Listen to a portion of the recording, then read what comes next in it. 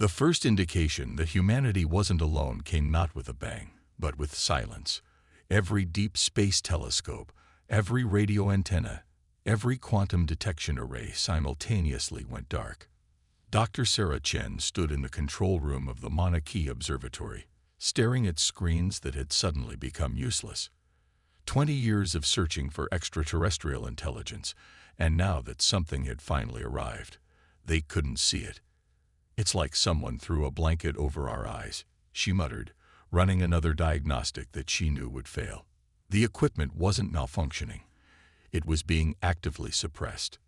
Within hours, military satellites began failing. Global positioning systems crashed. Humanity's carefully constructed web of orbital technology unraveled with frightening speed.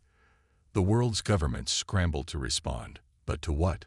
An invisible enemy that could disable technology at will. The answer came 3 days later.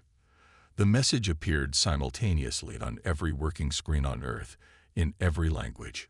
Your species has advanced too quickly. You represent an unacceptable risk to galactic stability. Submit to technological restrictions or face elimination.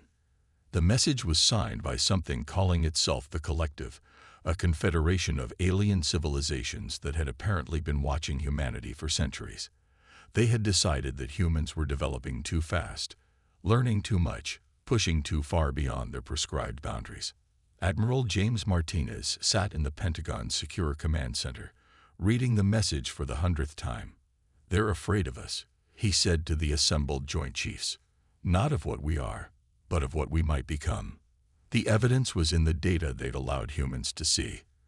Other species took millennia to progress from industrial to spacefaring civilization. Humanity had done it in less than 2 centuries. Other species developed technologies in a predictable, linear fashion. Humans made explosive leaps, finding connections and possibilities that the collective scientists insisted shouldn't exist. Dr. Chen was brought in to analyze the collective scientific data. "Look at this," she said, pointing to a graph showing technological development rates. "Every other species follows the same curve. But us, we're practically vertical. We don't just build on previous discoveries, we reimagine them entirely." The collective had given Earth 48 hours to respond. Accept restrictions that would effectively freeze human technological development at its current level, or face an armada that would reduce Earth to atomic ash. The United Nations Security Council debated for 6 hours before reaching a unanimous decision. Humanity's response was 2 words: "We refuse." What followed was the most intense period of innovation in human history. The collective had made a crucial mistake. They had shown humanity exactly how advanced alien technology could be. And if there's one thing humans excel at, it's reverse engineering. Dr. Chen worked with a global team of scientists, analyzing every scrap of data the collective had transmitted. "They don't understand how we think," she told Admiral Martinez.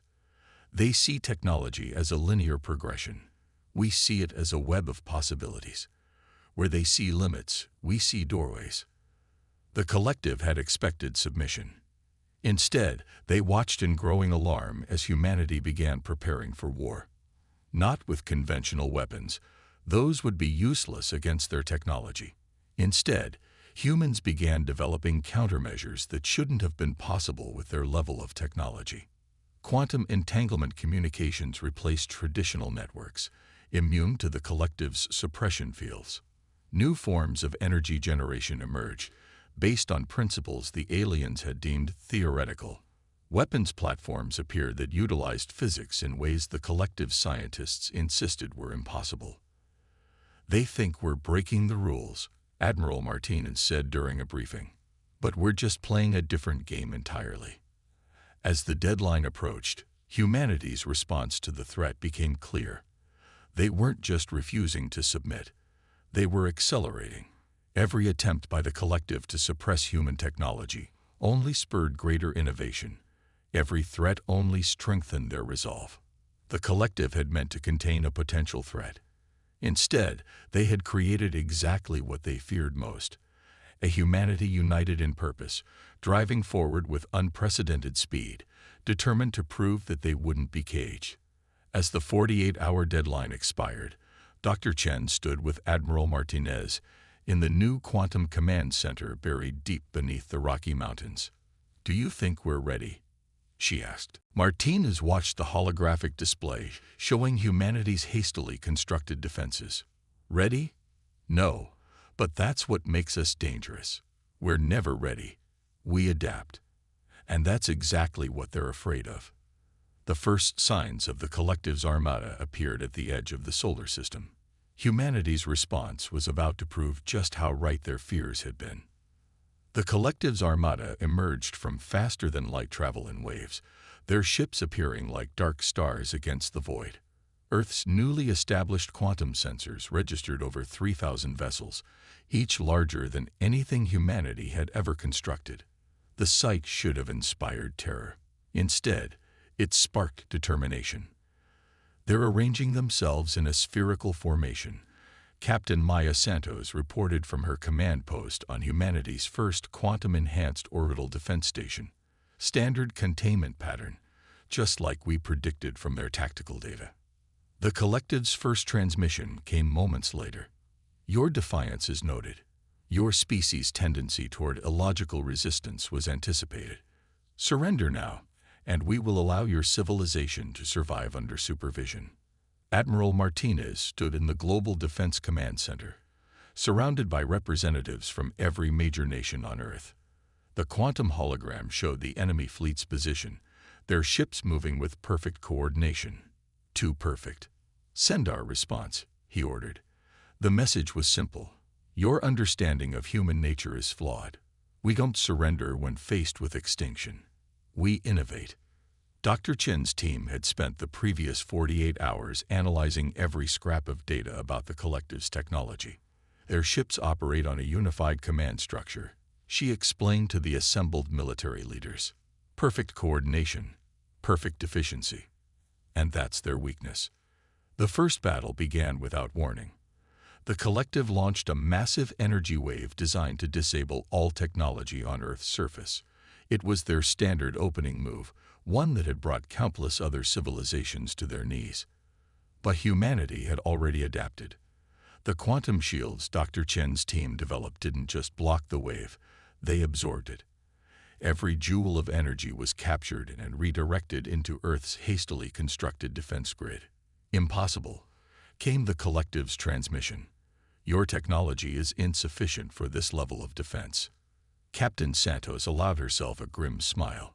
"That's the problem with assuming you know your enemy's limits," she transmitted back. "Sometimes those limits don't exist." The next phase of the battle revealed just how fundamentally the collective had misunderstood humanity. Where they expected conventional warfare, they encountered chaos theory weaponized. Where they looked for military formations, they found swarms of autonomous defense units that operated on principles their tactical computers couldn't predict. "They're trying to find patterns in our defense," Dr. Chen observed, watching the quantum display. "But we're not giving them any.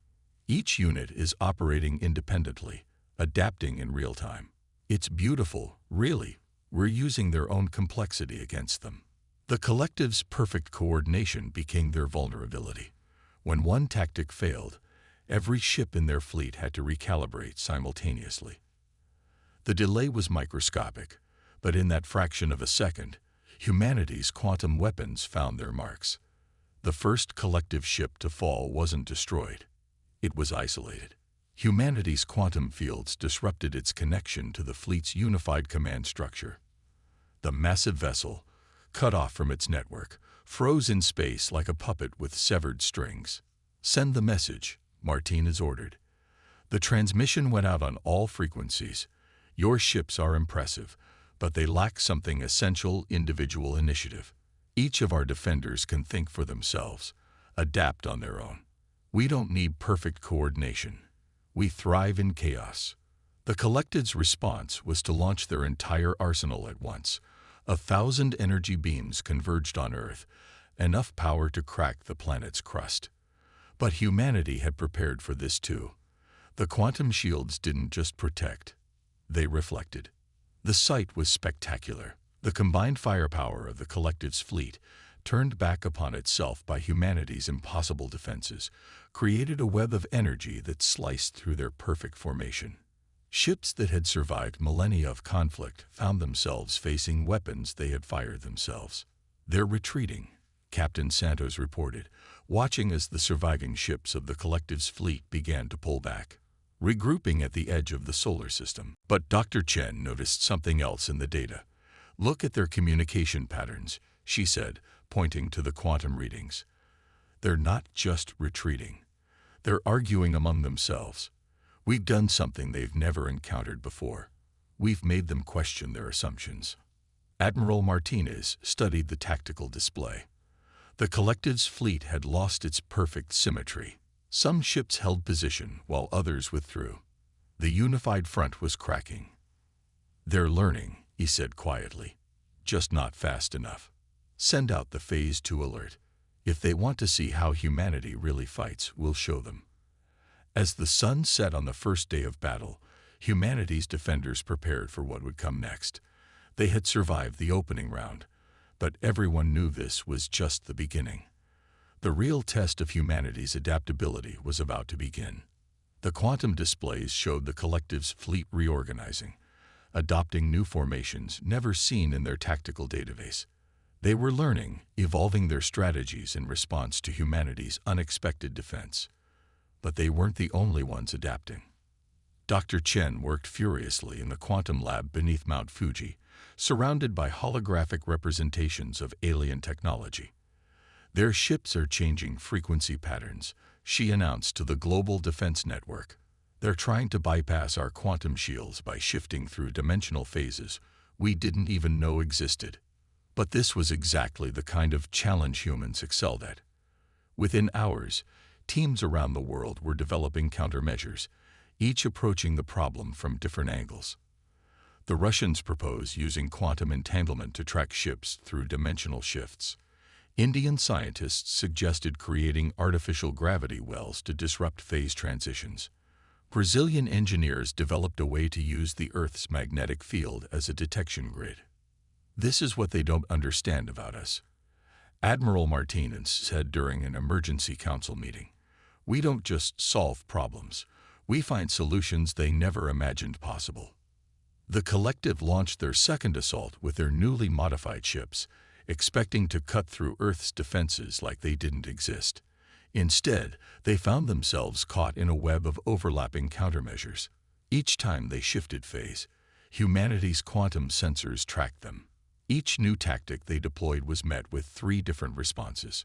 Captain Santos, now coordinating Earth's orbital defense grid from a quantum-shielded station, watched as the alien fleet's perfect formations began to break down. "They're fighting like we're supposed to be primitive," she observed. "But we've had their technical data for days now. We're not just copying their technology, we're reinventing it." The breakthrough came from an unexpected source. A team of teenage hackers in Lagos had been studying the collective's communication protocols. They discovered that the aliens' unified command structure had a fundamental flaw. It couldn't process true randomness. Their systems were built on predictable patterns, even when those patterns were incredibly complex. "It's like they're playing chess," one of the young hackers explained to Dr. Chen over a quantum link. "They can calculate billions of moves ahead, but they can't handle it if you suddenly change the rules of the game." Humanity's response was to introduce chaos into the battlefield. The defense grid began operating on truly random protocols, its actions determined by quantum fluctuations rather than strategic algorithms. Each defensive unit became truly unpredictable, making decisions that defied not just the collective's tactical computers, but conventional military logic itself. The effect was devastating. The collected ships, unable to predict or counter attacks that followed no discernible pattern, began to suffer heavy losses. Their perfect coordination became a liability as they tried to adapt to strategies that changed faster than their unified command could process. "They're sending another transmission," Martinez announced, as the quantum communications array lit up with alien signals. The message was different this time, tinged with something that sounded almost like respect. Your species continues to defy conventional parameters. You have achieved in days what others could not in centuries. We offer terms for a temporary cessation of hostilities.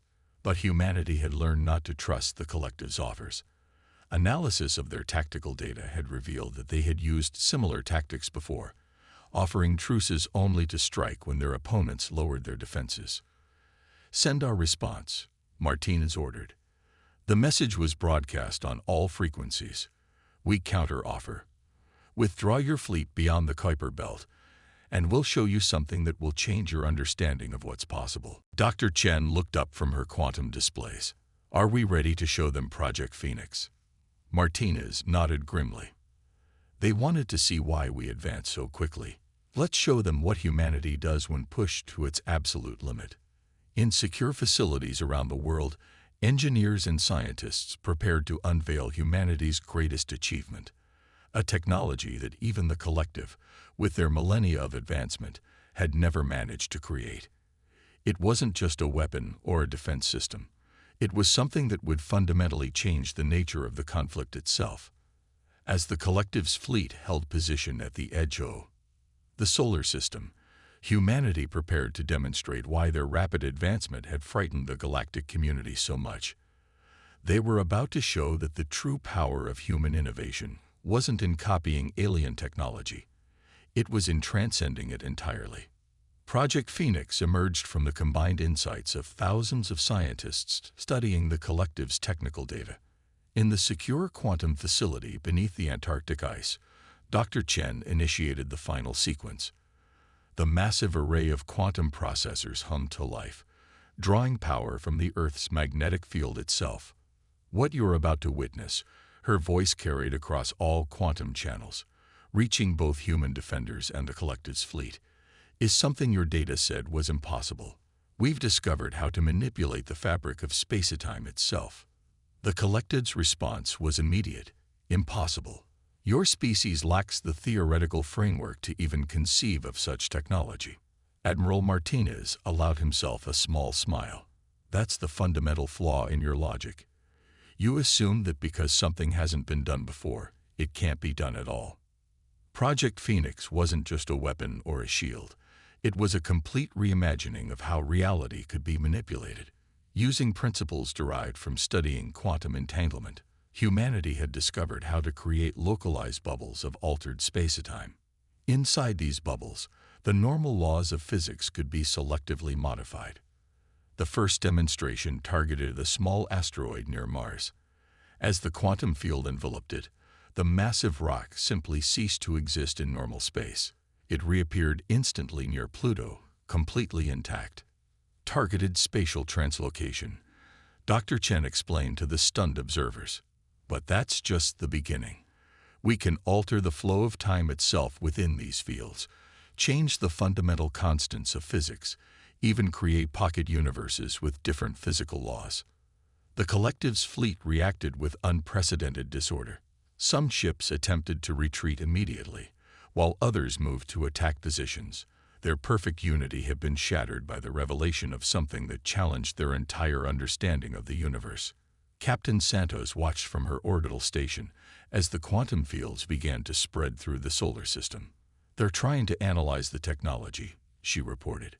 "But every reading they take just shows them how little they understand it." The true power of Project Phoenix wasn't in its military applications, though those were formidable. It was in what it represented: humanity's ability to think beyond established limits, to question fundamental assumptions about how the universe worked. "Your species is dangerous," came the collective's transmission. "You achieve in decades what should take millennia. You ignore established principles. You create what should not be possible." "That's not a flaw," Martinez responded. "That's our greatest strength. We don't accept limitations. We don't follow predetermined paths. We imagine, we dream, and then we make those dreams real." The quantum fields continued to expand, creating a network of altered space throughout the solar system. Earth's defenders could now move instantly between any points within this network, effectively negating the collective's superior numbers and firepower. But Dr. Chen had seen something in the data that gave her pause. The quantum readings from their ships, she said, studying the holographic displays. They're showing patterns I haven't seen before. They're adapting. The collective's next move proved her right. Their ships began emitting energy signatures that interfered with the quantum fields, creating zones where Project Phoenix's effects were unpredictable. They were learning faster than anyone had anticipated. This is what real combat looks like, Martinez announced to Earth's defenders. Not just technology against technology, but will against will. They're finally fighting at our level. The space around Earth became a battlefield unlike anything in human or alien history. Quantum fields warped reality itself, while ships phased between dimensions. Time flowed differently in different regions of space, creating tactical challenges that required completely new ways of thinking about warfare. Dr. Chen worked frantically to counter the collective's adaptations, but she found herself smiling despite the pressure. They don't realize what they've done, she told Martinez. By learning to fight like us, they're becoming more like us. They're starting to understand why we're so dangerous. As the battle reached its peak intensity, humanity prepared to reveal the final stage of Project Phoenix, something that would force the collective to confront not just humanity's technological capabilities, but the very nature of consciousness and reality itself. The true test wasn't just about winning a war. It was about changing how an entire galactic civilization thought about what was possible. The final phase of Project Phoenix wasn't a weapon at all. As the quantum field stabilized throughout the solar system, Dr. Chen activated the consciousness transfer protocols. Every human defender became linked through a quantum neural network, their minds connecting across space and time while remaining distinctly individual. This is what you feared. Humanity's collective voice echoed through the quantum communications. Not our technology, but our potential. We've achieved true distributed consciousness while maintaining individual identity, something your record showed was impossible. The collective's response came slowly, their unified command structure struggling to process what their sensors were telling them. The human defenders were now operating with perfect coordination that somehow exceeded their own, yet each unit continued to demonstrate the unpredictability and creativity that made humans so formidable. Your species has crossed a threshold, the collective transmitted. You have become something our models cannot predict. Admiral Martinez, his consciousness now linked with every defender, while remaining uniquely his own, felt the truth of humanity's achievement. They hadn't just advanced technologically, they had evolved into something entirely new.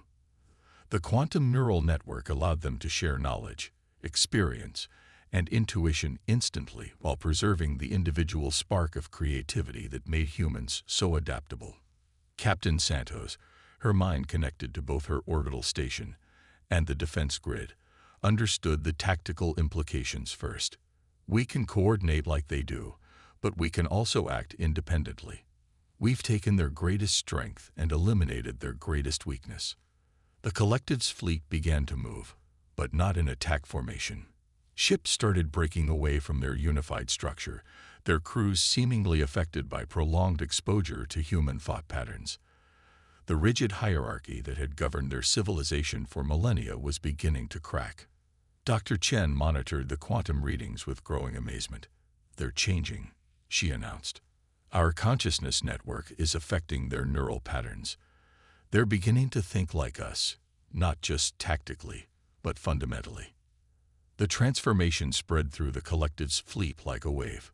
Ships began operating independently, their crews discovering the power of individual initiative combined with collective wisdom.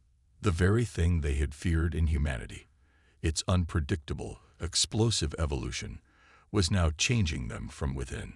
We offer not surrender, came a new transmission from the collective, but recognition.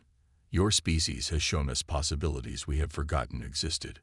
We request dialogue. The response came not just from Earth's military command, but from the entire linked consciousness of humanity. Dialogue was all we ever wanted. Your fear of our potential prevented you from seeing that we could be teachers as well as students. In the following days, as the quantum neural network was expanded to include willing members of the collective, a new understanding began to emerge. Humanity's gift wasn't just technological innovation. It was the ability to imagine new ways of existing, new forms of consciousness, new possibilities for evolution itself. The collected ships, once arranged in perfect, sterile formations, began moving in patterns that reflected both order and chaos. Their crews, exposed to human consciousness through the quantum network, discovered the exhilarating freedom of individual thought combined with collective wisdom. We were wrong, the collective acknowledged, not just about your species, but about the nature of evolution itself. We sought to preserve stability by preventing change. You have shown us that true stability comes from embracing change, from allowing consciousness to evolve naturally. Admiral Martinez, standing in the Quantum Command Center, watched as the former enemies began working together. Humanity's defensive innovations were being combined with the collective's millennia of experience, creating technologies that neither civilization could have developed alone. Dr. Chen's team worked alongside alien scientists, exploring the implications of their shared consciousness technology. Every species in the galaxy evolved differently, she noted. But we're the first to show that evolution doesn't have to stop at biological limits. Consciousness itself can evolve.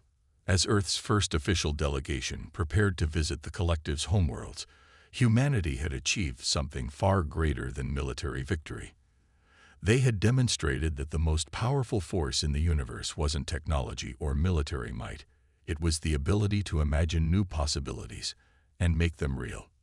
The stars, once seeming to hold humanity's extinction, now beckoned with endless opportunities.